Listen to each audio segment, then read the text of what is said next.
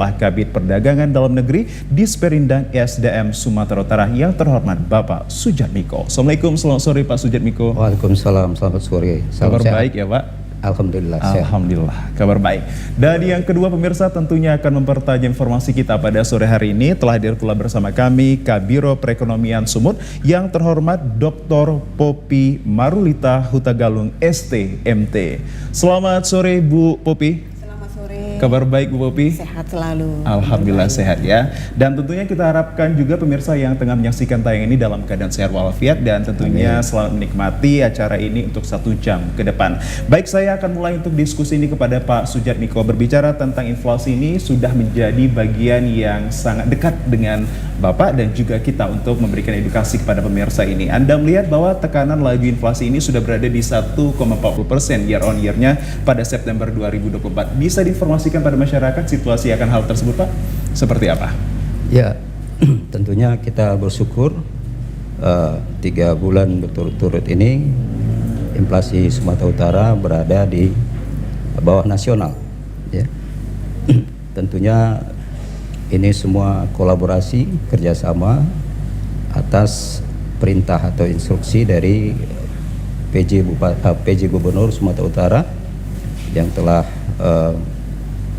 menetapkan 9 langkah untuk kebijakan penerapan di semua OPD termasuk di provinsi maupun di kabupaten kota untuk melakukan gerakan-gerakan seperti yang diamanahkan oleh gerakan pengendali inflasi daerah ya sebagai kebijakan Provinsi Sumatera Utara.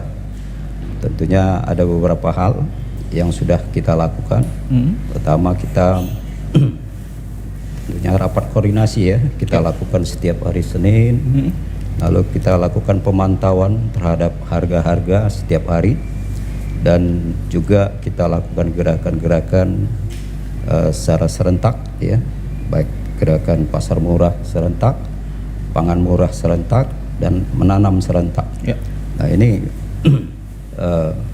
sudah beberapa sejak inflasi kita di atas nasional mulai dari Maret ya, Maret, April, Mei itu inflasi Sumatera Utara di atas nasional. Nah tentunya harus ada gerakan ya kebijakan daripada PJ Gubernur Sumatera Utara agar inflasi terkendali. Nah langkah-langkah ini sudah kita laksanakan di Sumatera Utara ya. Sejak kapan langkahnya?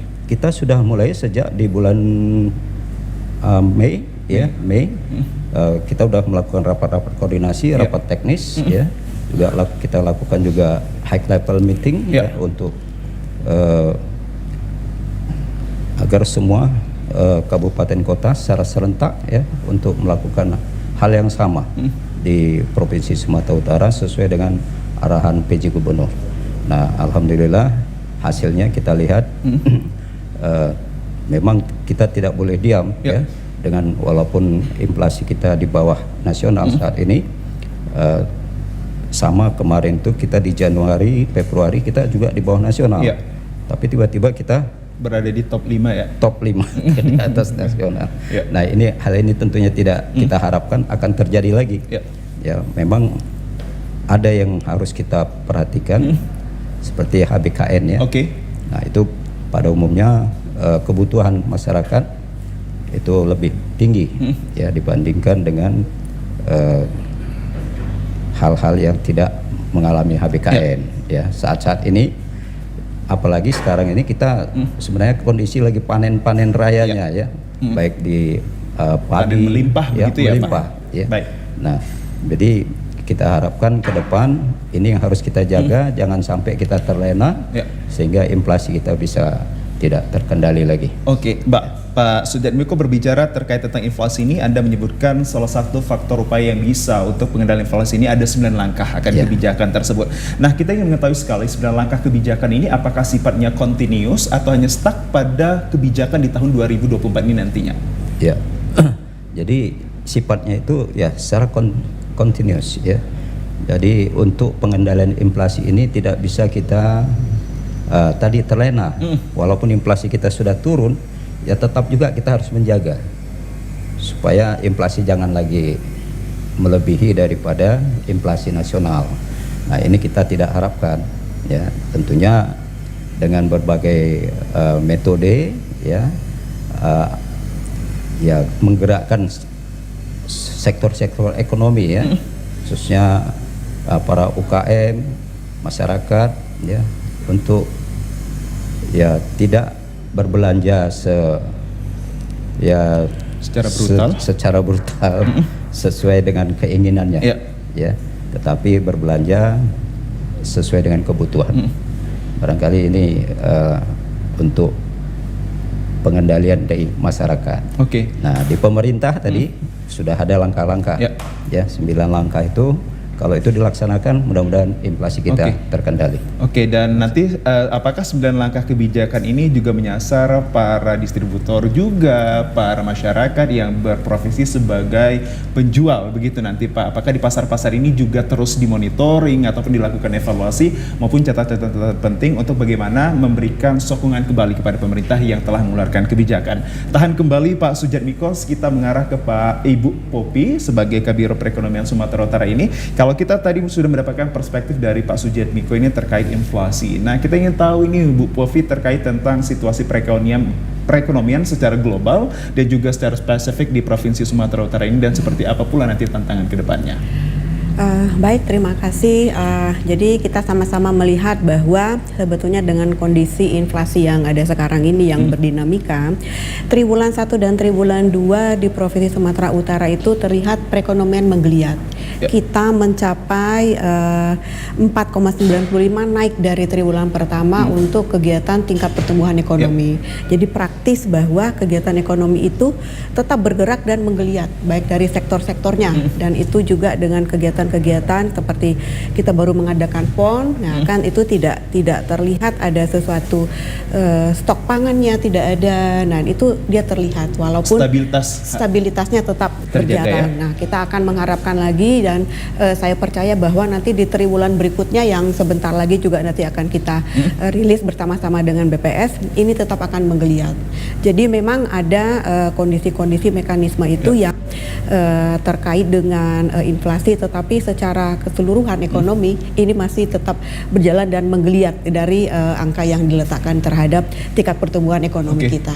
Baik Ibu, ini kita berbicara tentang inflasi secara mendalam ini. Nah, kita ingin juga memberikan edukasi pada masyarakat itu. Ibu selaku Kabiro Perekonomian Sumut ini, sebenarnya apa yang akan terjadi maupun dampak apa saja yang akan dirasakan oleh masyarakat khususnya ini di wilayah Provinsi Sumatera Utara jika inflasinya ini kembali lagi meningkat gitu?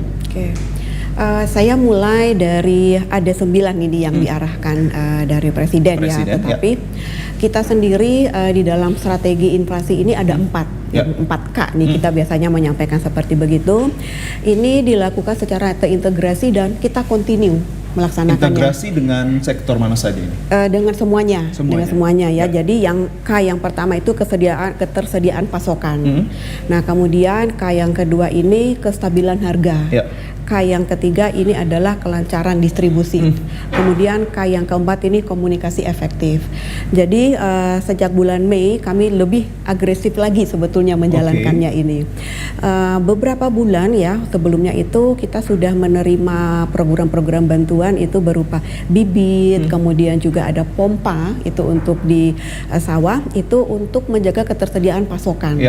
Nah, jadi dengan adanya kegiatan ini sampai nanti Desember itu dipastikan bahwa Provinsi Sumatera Utara itu memiliki pasokan yang neracanya yang tetap nanti bisa disuplai sampai nanti Desember. Itu suatu kondisi begitu. Nah, kemudian di dalam kelancaran distribusi kita juga ada meletakkan pemberian bantuan kepada pelaku usaha yang memberikan distribusi atau menjalankan distribusi transportasi pengangkutan bahan pangan. Itu ada kita berikan subsidi BBM-nya. Dan beberapa waktu juga itu ada penurunan BBM. Nah, jadi ada dinamika yang seperti ini. Kemudian juga bersama dengan Pak Jatmiko nih, kita juga sudah gencar melakukan gerakan gerakan pengendalian inflasi serentak. Jadi serentak nih di seluruh 33 kabupaten kota. Kemudian sidak pasar, kemudian juga pasar murah yang kita gencar, kemudian HLM-nya. Ya, jadi memang kondisi ini yang membuat lebih terkendali, di mana kondisinya ini lebih terkendali dan mekanisme pasar lah yang meletakkan dan penghitungannya. Yang menjadi catatan kita juga perlu tahu bahwa bawang merah dan cabai merah ya, cabai merah terutama itu di dalam penghitungan tingkat inflasi itu bobotnya paling besar. Setuju. Nah, dia yang paling besar itu bobotnya ya. Jadi ini yang menjelaskan nilai-nilai angka inflasi kita dan inilah berjalan dengan mekanisme pasarnya seperti begitu dengan angkanya inilah yang muncul di terakhir angka inflasi kita. Nah, kita juga perlu memahami bahwa Provinsi Sumatera Utara ini tidak hanya sebagai daerah penghasil, dia juga daerah konsumen. Jadi kita mesti melihat adanya keseimbangan. Nah, jadi kalau ke depannya tadi kita cerita, nah kita perlu melihat bahwa dengan kondisi seperti begini nilainya akan turun dengan panen yang melimpah, diperkirakan NTP pasti akan turun. Nah, itulah nanti yang akan kita lihat langkah-langkah ke situ, apakah akan ada bantuan kepada petani atau segmentasi dari produsen-produsen terhadap barang-barang pertanian tertentu. Yang tentunya ini menjadi harapan juga meskipun inflasi ini akan memberikan kabar bahagia bagi masyarakat secara global, namun ada juga profesi-profesi tertentu yang bisa dikatakan ini tidak menyatakan kebahagiaannya seperti petani begitu Pak Sujatmiko dan juga Bu Popi. Saya kembali ke Pak Sujatmiko, Bu Popi tahan kembali. Kalau kita berbicara tentang inflasi ini ada kaitan terhadap harga-harga komoditas ini Pak. Kalau kita berbicara kemarin itu harga komoditas yang paling tinggi itu berada di cabai merah, baru bawang dan juga beras ini. Nah, untuk menjaga dan juga memastikan kestabilan harga ini tetap nanti sampai di 2024 ini aman, hal apa yang Anda lakukan sudah Pak? Ya, tadi sempat kita singgung masalah monitoring ya. Dari situ kita bergerak dan mengambil kebijakan. Apakah harga itu di atas HET ya, kita bagaimana mengupayakan agar harga itu tetap stabil sesuai dengan harga eceran tertinggi. Nah, kenapa? Karena itu udah ketetapan daripada pemerintah pusat bagaimana kita di daerah untuk mengendalikan harga tidak sampai di atas HET. Nah, untuk saat ini PR kita itu ada 4 komoditas kita yang saat ini masih di atas HET. Ada hal apa saja itu Pak? Ya, pertama ada beras. Beras kita itu sekarang harganya untuk hari ini sudah 13.900. Nah, HET-nya kan 13.100. Naik 800 perak. Naik 800 rupiah. Nah, jadi kita berupaya. Ini kondisi panen raya, ya. Panen kita melimpah. Bagaimana kita mengupayakan ini kepada kilang-kilang padi khususnya agar mereka itu lebih banyak memproduksi beras medium ketimbang beras premium. Kenapa? Yang dipantau itu adalah beras mediumnya. Kalau beras medium kita sedikit, artinya saya tidak mengatakan kelangkaan karena tetap ada beras kita bahkan surplus ya. Tetapi yang memproduksi beras medium itu sedikit sekali. Dan itu biasanya dari daerah mana Pak? Hampir semua daerah. Hampir semua daerah. Tetapi setiap RMU ya atau penggilingan padi itu tidak semua memproduksi ke medium gitu. Kenapa? Hitung-hitungan mereka itu menganggap rugi memproduksi beras medium gitu kan. Padahal beras mereka sekarang ini dengan teknologi RMU yang sekarang ini sudah lebih baik. Jadi efisiensi produksi itu bisa 100% hampir. Artinya mereka memproduksi lebih banyak ke premiumnya, tidak ada pecahannya. Hampir bisa dibilang tidak ada pecahan. Nah, jadi hasil produksi itu menunjukkan sendiri dengan teknologi itu larinya ke premium kebanyakan. Jadi yang menjawab itu teknologi kita. Nah, teknologi sudah baik. Kalau tidak baik, dia ketinggalan dengan perusahaan sejenis ya. penggilingan padi sejenis, rata-rata mereka sudah baik teknologinya. Nah, yang lama-lama itu kebanyakan ketinggalan dan bahkan mati. Ya, mereka tidak dapat memproduksi ke beras yang lebih berkualitas gitu. Nah, ini masalah beras kita. Lalu ada gula. Gula kita juga masih di atas HET. Padahal sudah dinaikkan itu HET-nya ya oleh pemerintah, tapi gula kita ini menyebabkan apa? Adanya PTPN 2 kita yang tadinya punya produksi, ya punya lahan, ya punya produksi, tetapi itu hanya mampu untuk mencukupi kebutuhan 1 bulan. Nah, di Sumatera Utara. Nah, akhirnya kita mendatangkan, sehingga pemerintah mencari solusinya, solusi, ya Pak? Gitu. Mencari solusi. Nah, akhirnya didatangkanlah gula dari luar Jawa, luar Sumatera, ya dari Jawa, bahkan gula-gula impor ya masuk. Nah, inilah harusnya hadir di situ pemerintah ya, 2 ya. Yang ketiga itu ada minyak kita. Nah, minyak kita ini kan itu DMO daripada pemerintah, minyak rakyat. Tetapi produsen kita itu enggan memproduksi minyak kita. Kenapa? Mereka itu lebih mau ke minyak premium ketimbang minyak medium. Padahal minyak medium itulah minyak rakyat. Nah, karena sedikitnya yang memproduksi bahkan mendistribusikan minyak kita ke pasar, akhirnya mengalami kenaikan. Ya, itulah menyebabkan harganya itu di atas HET. Apakah dari 4 komoditas ini menjadi tantangan yang luar biasa bagi pemerintah provinsi kita, Pak? Ya, sebenarnya tidak, kenaikannya hanya sedikit ya, sedikit di atas HET, tidak signifikan sekali, sehingga ya mempengaruhi inflasi sedikit lah. Tapi sejauh ini pemerintah kita sudah banyak pemetaan dalam strateginya untuk bagaimana kembali lagi melihat normalisasi akan hal tersebut ya Pak? Iya. Baik Pak Sujatmiko dan pemirsa, kami akan segera kembali dengan sejumlah informasi lainnya. Tetaplah bersama kami di Tanggapan Publik.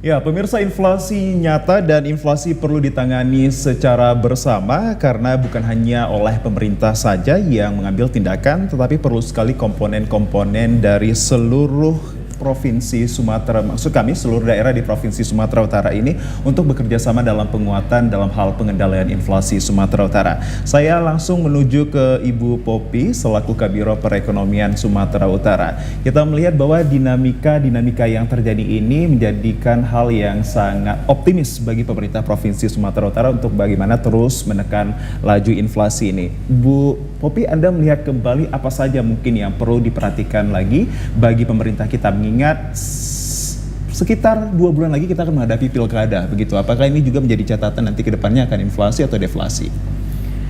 Baik, terima kasih. Kembali kita kepada inflasi itu sendiri, yaitu menjaga kestabilan harga, ketersediaan pasokan itu kita sudah punya ya. Kemudian kelancaran distribusi dan komunikasi yang efektif, yang mana kita sudah menjalankannya semua.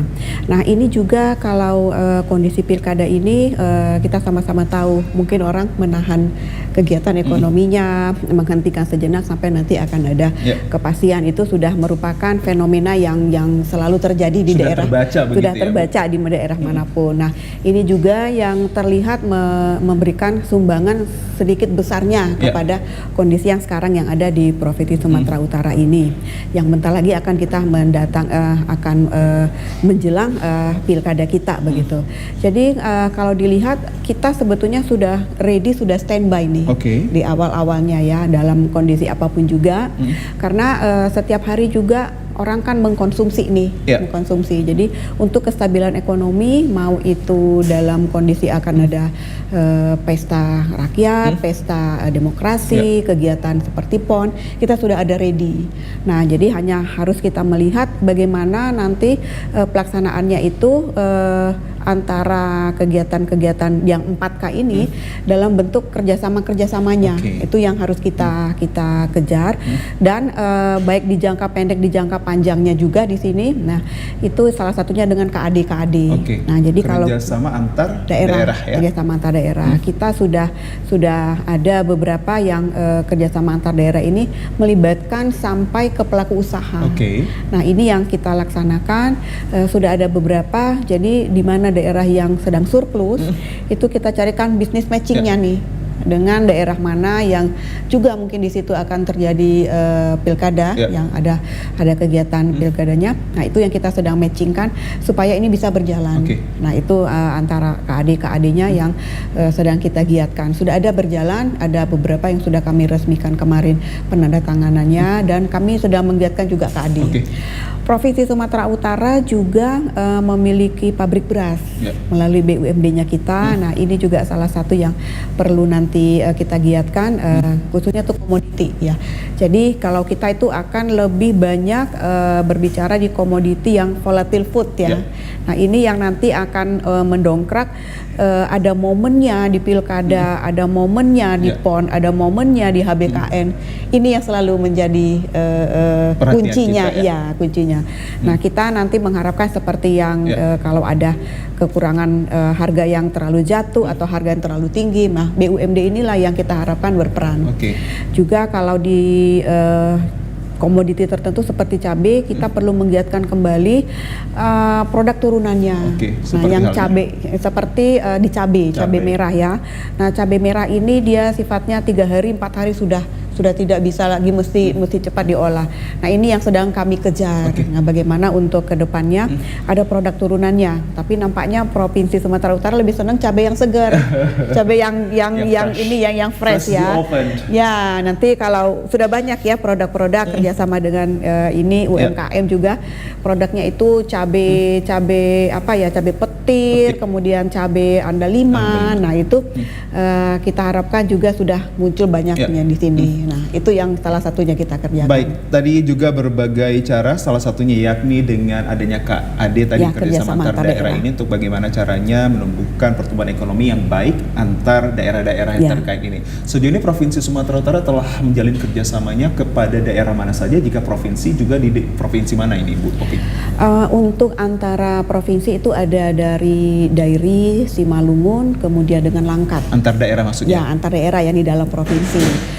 Kemudian dari Karo juga ada, jadi mereka nanti terkait dengan komoditi yang masing-masing. Jadi kan ada sentra-sentra produksinya, nanti di Karo menyumbangkan apa atau mengirimkan apa ke daerah Kota Medan, kemudian dari Langkat juga mengirimkan apa ke daerah yang ada di Sumatera Utara lainnya, di kabupaten kota lainnya. Kalau dengan yang antar kabupaten, antar provinsi itu dengan Kalimantan ya Pak ya? Kalimantan, Jawa Timur, ya Jawa Timur itu yang sudah kami inisiasi dan sudah berjalan. Ya. Gerakan ini tetap nyata begitu ya, Bu Povi. Baik, sebelum ke Pak Sujatmiko, saya juga ingin berbicara kepada Anda terkait tentang, kalau kita berbicara inflasi, sudah pasti ini adalah sesuatu hal yang mungkin saja ini sedikit menakutkan bagi banyak masyarakat dan juga pemerintah kita. Nah, ada juga deflasi nih. Kalau berbicara tentang deflasi, kita, kalau saya dapat informasinya bahwa penyumbang deflasi lain itu ada tomat, udang basah, daging ayam, dan ikan tongkol. Begitu yang keadaan sekarang, Bu Popi? Iya. Jadi penghitungan itu kan dilakukan oleh BPS ya. BPS itu dia, kalau saya kemarin ngobrol, sekitar ada berapa sampai 100 item atau berapa ya dia mereka itu yang sebagai ininya, dan itu tadi bobot yang paling besar itu adalah yang volatile food. Volatile food. Ya, volatile food itu cabai, kemudian beras, kemudian juga tomat, kemudian juga bawang. Nah, yang justru yang pada di bulan ini itulah yang paling banyak memberikan deflasi kepada kita, menyumbang deflasi. Baik, coba kita dapatkan informasi yang lebih konkret lagi kepada Pak Sujatmiko ini, Pak. Kalau penyumbang deflasi ini antara lainnya ada cabai merah juga termasuk, tomat juga, udang basah, daging ayam. Keadaan yang berada di pasar memang hal sedemikian rupa, Pak? Ya, benar itu. Ya, banyak petani kita bahkan tidak memanen hasil petaninya ya, hasil komoditasnya. Kenapa? Karena harganya terlalu jatuh. Upah untuk memanen aja sudah tidak mungkin dapat mengembalikan dengan hasil penjualan. apalagi yang akan diperjualbelikan di pasar. Nah, dampak daripada ini semua akhirnya harga ya daripada nggak terjual akhirnya dijual juga lah. Anjlok harga. Anjlok harga. Nah, ini penyebab daripada barang banyak ya. Tadi kita posisi saat ini lagi panen-panennya ini. Ya, syukurnya tadi sudah dilaksanakan KAD ya, kerjasama antar daerah. Nah, itu sebagai salah satu penopang kembali ya Pak. Iya. Dan kita harapkan nanti ke depan adanya lagi kita buat pasar lelang komoditas. Itu untuk mengangkat harga dari petani ya. Betul, itu tadi yang disebutkan tomat harganya anjlok. Iya. Wortel harganya juga anjlok. Kentang. Nah, walaupun sudah ada terjadinya KAD maupun misi dagang ya, kita sebutkan misi dagang ya, tetapi karena daya beli masyarakat tadi masih mengalami ya stagnan lah kita bilang ya, bahkan anjlok kita sebutkan. Kenapa permintaan luar negeri juga, kondisi luar negeri juga masih kurang baik ya, masih kurang sehat, sehingga banyak produsen kita yang menahan untuk memproduksi.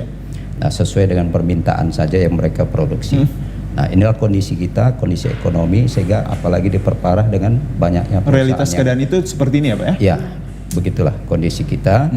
Tetap bukan disebabkan oleh hal-hal yang lain, memang ini kondisinya. Ya, bahkan hampir seluruh dunia mengalami hal yang sama. Investasi kita itu di sektor resource yang muncul ya, bukan di sektor pertanian maupun di sektor-sektor real yang lain di industri hilirisasi, tapi di sektor pertambangan ya, itu yang muncul untuk investasi. Nah, ini juga ya bersyukur kita adanya hilirisasi daripada pertambangan. Ya. Nah, cuman siapa yang menjadi tenaga kerjanya di sana? Jadi segmen-segmen tertentu yang bisa bekerja di situ, tidak secara umum. Nah, kita mengharapkan bantuan pemerintah untuk yang padat modal, ya, membuka lahan-lahan. Nanti mungkin pemerintah sudah menyiapkan itu di 2025 akan dibuka nanti lahan-lahan pertanian, perluasan lahan ya, begitu perluasan lahan, ya, mungkin 1 juta hektar lahan dibuka kembali, ya, untuk ketahanan pangan kita. Baik, kalau kita berbicara tentang itu tidak fair kalau kita tidak menyinggung keadaan para petani saat ini Pak. Di mana juga saya melihat berbagai media sosial ini banyak para petani yang bisa dikatakan membuang hasil panen mereka berupa tomat ini karena kondisi harganya ini anjlok begitu. Saat ini kondisi para petani kita dengan hadirnya panen melimpah begitu Pak. Apakah mereka ini puas, bahagia, atau malah mereka ini miris, Pak Sudjatmiko? Ya, pastinya miris ya, pastinya miris. Tetapi begitu, apalagi adanya importasi masuknya barang-barang dari negara lain. Nah, sehingga sudah harganya mereka murah dan tidak bisa bersaing. Ya. Nah, akhirnya mereka tadi tidak memanen hasil panennya. Udah biarkan aja jadi pupuk, jadi pupuk alam. Jadi bukan tidak bermanfaat. Ya, tetapi dibiarkan busuk di situ, tapi untuk pupuk ya. Pupuk.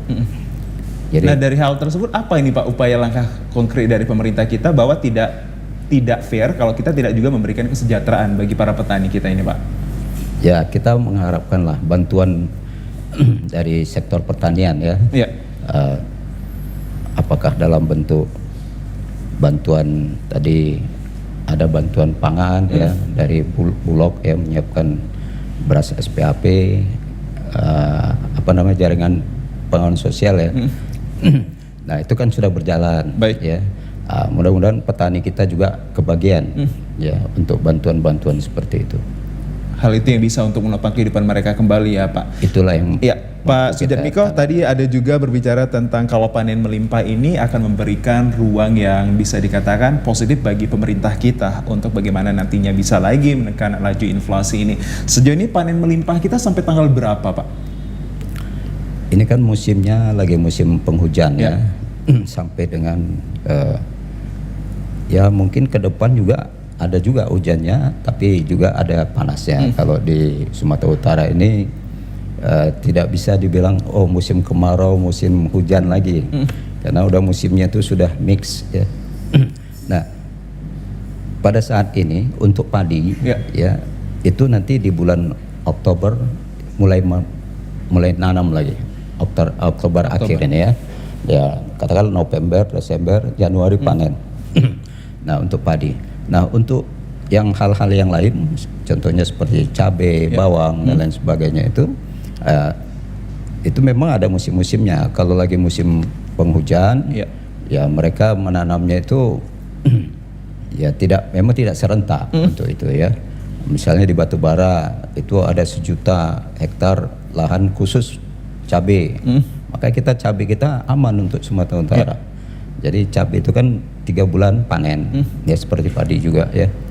Nah, makanya kita masih ya bisa dibilang surplus untuk Sumatera Utara ya. Artinya harga kita masih di bawah HET. Nah,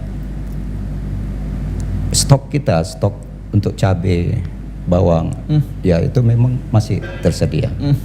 Jadi untuk 3 bulan ini masih aman. Setelah pilkada juga aman berarti ya Pak ya? Nah, mudah-mudahan Alhamdulillah masih aman. Dan bagaimana nanti kalau keadaannya di Desember kita menghadapi perayaan Natal? Ya tentunya pastilah permintaan bertambah, meningkat dan kita harapkan para petani kita sudah menyikapi hal itu. Ya tentunya mereka akan menambah penanaman untuk cabai dan bawang. Gitu. Baik Pak Sujatmiko, dan saya coba untuk kembali lagi kepada Bu Popi.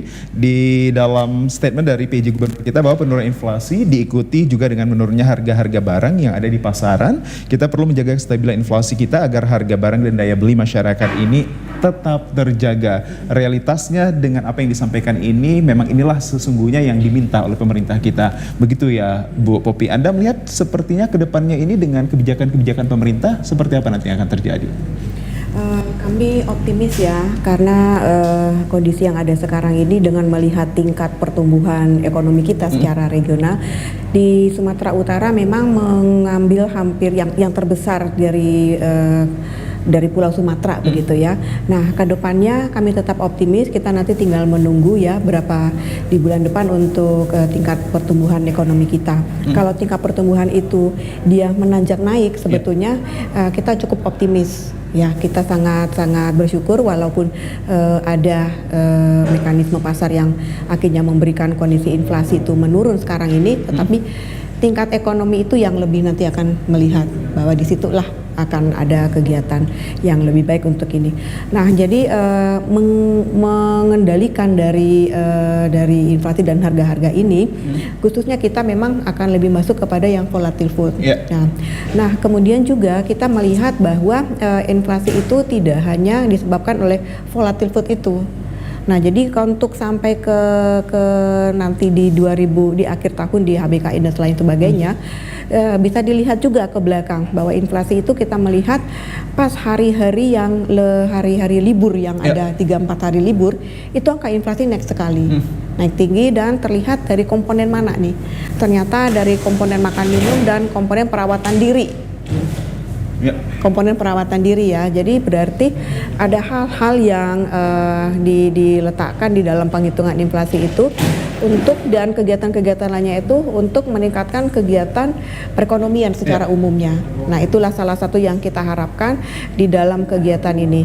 Dan untuk yang petani-petani kita atau yang produsen, karena tadi saya sampaikan bahwa kita memang daerah penghasil dan daerah konsumen. Ya, ini jadi titik keseimbangan itu yang betul-betul harus kita jaga.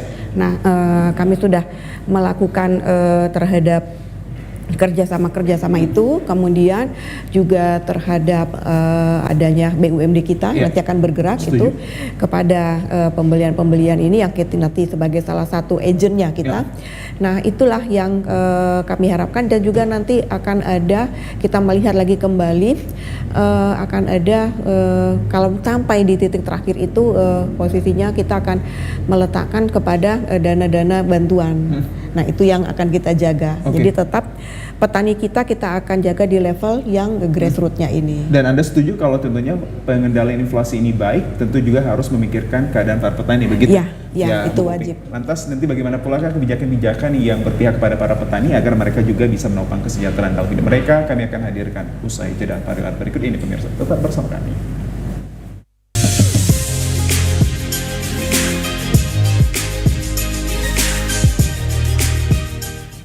Ya, pemirsa, untuk menekan laju inflasi di Provinsi Sumatera Utara, penting sekali ada gerakan-gerakan serentak yang menyatukan seluruh komponen, mulai dari pemerintah, BUMN, BUMD, instansi vertikal, swasta, dan juga elemen masyarakat untuk menangani inflasi secara bersama-sama. Sebelum akan hal tersebut, saya kembali ke Ibu Popi ini. Kalau kita berbicara secara sesama akan inflasi ini, penting sekali juga kita menghadirkan peranan dari para petani dan juga pemerintah memikirkan tentang nasib para petani ini seperti apa.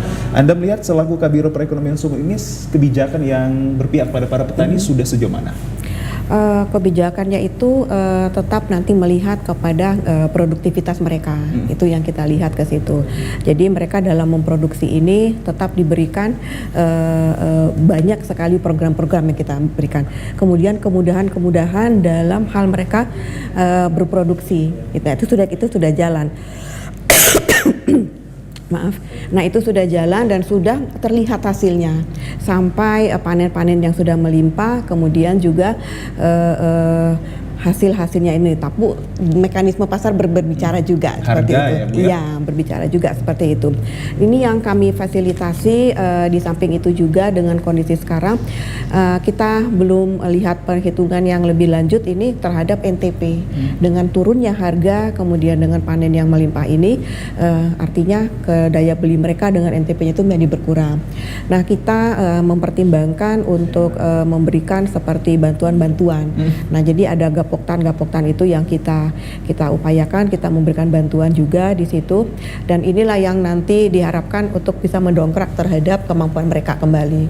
Nah, jadi petani itu juga di satu sisi di satu tempat itu dia tidak akan mau menanam itu pola tanamnya ya, pola tanamnya itu tidak akan serentak supaya bisa menghidupi atau bisa melihat atau mencukupi produktivitasnya dari sisi kewilayahannya. Nah, itu jadi program-program kami di situ.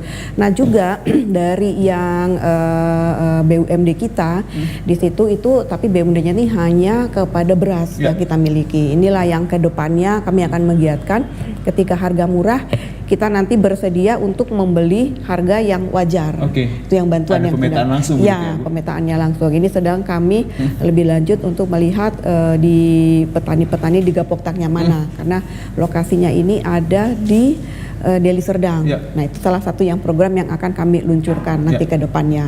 Sejauh ini berarti pemerintah sudah memikirkan sangat luar biasa akan inflasi ini, dan tentunya kita tidak ingin kembali seperti beberapa bulan silam ya Pak Sujatmiko, kita berada di top 5 sebagai provinsi pengendalian inflasi yang terburuk, pemirsa. Begitu yang dapat kita sampaikan. Saya masih berbicara kepada Anda, Bu Popi, kalau kita lihat bahwa banyak sekali program-program yang bisa mengatakan bahwa penekanan inflasi ini menjadi wujud nyata dan asli dilakukan oleh pemerintah. Ini ada gerakan-gerakan gitu, seperti gerakan pasar murah dan juga gerakan menanam. Kalau gerakan pasar murah ini sejauh ini efektif tidak untuk pengendalian inflasi?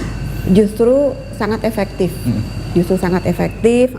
Kita juga melihat beberapa bulan yang kita laksanakan, setiap kali ada pasar murah itu ternyata mampu menurunkan harga. Mungkin karena saking terlalu semangatnya antusias sekali ini pasar murah ini, yang kita agak gencar beberapa waktu. Yang kemarin ini setiap hampir sekali 2 minggu ya Pak ya, sekali 2 minggu.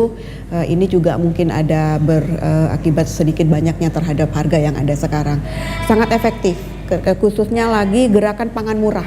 Nah, gerakan pangan murah, dan ketika kita masuk kepada lokasi-lokasi yang dibutuhkan seperti di KIM, kemarin mereka meminta bikin dong pasar murah di sini begitu. Itu sangat efektif. Dan pasarnya, jadi kita tidak melakukan di kantor-kantor, tetapi kita di pasar. Bahkan kita di pasar Petisah itu kita punya outlet sendiri. Nah, itu sangat mendukung terhadap pengendalian harganya ketika harga itu tinggi. Begitu. Dan ini hal yang sangat luar biasa dan perlu diapresiasi akan kebijakan-kebijakan dari pemerintah kita, baik itu di pusat hingga ke daerah begitu ya. Bu Popi, saya menuju ke Pak Sujatmiko, mungkin hal yang selaras maupun serupa dengan apa yang saya pertanyakan kepada Bu Popi ini, bahwa dengan cara upaya konkret akan pengendalian inflasi adalah bukti nyata atas kinerja dari pemerintah kita, salah satunya ini operasi pasar murah. Sejauh ini Pak, untuk pasar murah sendiri, baik itu distributor, pengawasan harganya, sudah sejauh mana ini Pak Sujatmiko? Ya, kita sudah mungkin puluhan tahun ya sudah melaksanakan pasar murah ini, dan tetap kita kerjasama ya dengan produsen maupun dengan distributor supaya harga yang sampai ke masyarakat itu memang di harga produsen. Jadi kita minta bantuan kepada produsen agar harganya itu dimurahkan sesuai dengan harga produksinya. Jadi bukan harga di D1 atau distributor 1, distributor 2, tidak. Jadi kita udah potong mata rantai untuk di harga. Nah, itulah makanya efektivitas daripada pasar murah itu, karena harganya memang sangat murah ya, lebih murah daripada harga di pasar tradisional maupun di pasar-pasar modern, sehingga masyarakat berbondong-bondong untuk berbelanja ya. Nah, walaupun kita sudah batasi juga tidak boleh lebih daripada ya katakanlah beras nggak boleh lebih dari 2 karung ya, agar yang lain terdistribusi dapat semua merata begitu ya Pak Sujatmiko? Ya, itulah kerjasama kita, walaupun kita tidak punya anggaran ya, tetapi kita bisa minta bantuan kepada pihak ketiga, contohnya Bank Indonesia. Mereka antusias membantu. Ya Pak, kita siapkan fasilitas tempat. Seperti Bank Sumut juga berperan ya? Ya, sebaiknya begitu. Bank Sumut ya, Bank Indonesia ya, termasuk ya dengan Bulog juga kita sudah ya kita mengharapkan Bulog terus memberikan kontribusinya ya untuk penyediaan berasnya. Nah, mungkin nanti ada BUMD kita yang sudah berperan, nanti bisa juga kita libatkan nanti di situ untuk dalam hal pelaksanaan pasar murah. Jadi tidak hanya beras, juga yang lainnya ya, juga. Katakanlah minyak telur juga, minyak goreng, telur ya, tepung terigu dan lain. Itu sudah kita kerjasamakan dengan pihak produsen dan mereka bersedia. Baik. Karena untuk menekan inflasi, mengendalikan inflasi dan membantu masyarakat. Ya, Pak Sujatmiko, kalau kita ingin menelusuri secara mendalam berbicara tentang inflasi ini, konektivitasnya adalah keterkaitan kestabilan ataupun ketetapan harga-harga pada maksimumnya ini untuk setiap komoditas yang ada. Nah, untuk menetapkan harga maksimum pada setiap komoditas ini ditentukan siapa Pak? Apakah lokal sellernya sendiri atau ada ini untuk peranan dari pemerintah Pak? Dalam hal pasar murah itu kita serahkan, tapi kita sudah menetapkan harga ya. Tidak boleh lebih daripada HET. Seperti contoh Pak, salah satu barangnya seperti apa biar masyarakat lebih mendalami? Katakanlah beras ya. Beras harganya 13.100 per kilo. Ya, itu tidak boleh lebih daripada itu harganya. Nah, Bulog bersedia menjual bahkan di bawah itu harga Bulog. Itu satu. Yang kedua, minyak goreng. Ya, minyak kita minta kepada perusahaan-perusahaan, katakanlah PT Musimas, ya, perusahaan-perusahaan yang lain untuk menjual di bawah HET, ya, bahkan ya beberapa bersedia untuk ikut serta, kita sebutkan bahkan ke kabupaten kota, mereka ikut karena di sana ada distributornya, ya, mereka tunjuk distributornya untuk mendampingi kita dalam acara pasar murah tersebut. Komoditas lain juga hal yang sama, gula ya, walaupun gula kita tadi tidak dari PT PN2, tetapi ada beberapa distributor D1-nya di sini di Medan kita libatkan untuk ikut, dan harga itu maksimum HET. Harga di luar sana sudah di atas HET. Nah, dengan kita tekan harga, maka efektivitas masyarakat datang berbondong-bondong. Kalau ada harga-harga yang curang begitu Pak di pasar-pasar ini, langkah apa yang dilakukan pemerintah untuk bisa membasmi mereka-mereka yang tidak berpihak pada masyarakat? Ya, kita melakukan sidak dengan KPPU, ya, KPPU melibatkan stakeholder yang ada, ya, kita lakukan sidak. Nah, kalau memang ada pedagang yang curang tadi, apakah menimbun, ya, ataukah menaikkan harga, ya, atau membanding. di bundlingnya itu, misalnya, oh boleh beli minyak goreng tapi dengan sabun. Oke. Itu nggak dibenarkan. Nggak secara dibenarkan dari KPPU. kebijakan pemerintah kita ya. Iya. Jadi itu kita lakukan sidak, Pak. Ya, sidak. Untuk itu kita berikanlah arahan kepada pedagang untuk tidak melakukan kecurangan. Kalau yang melakukan kecurangan ini ya dampaknya bukan dia aja, ya, luas, ya. Jadi ekonomi kita juga akan terganggu dan tidak mungkin akan terjadi inflasi, ya, akibat daripada harga yang di atas permainan.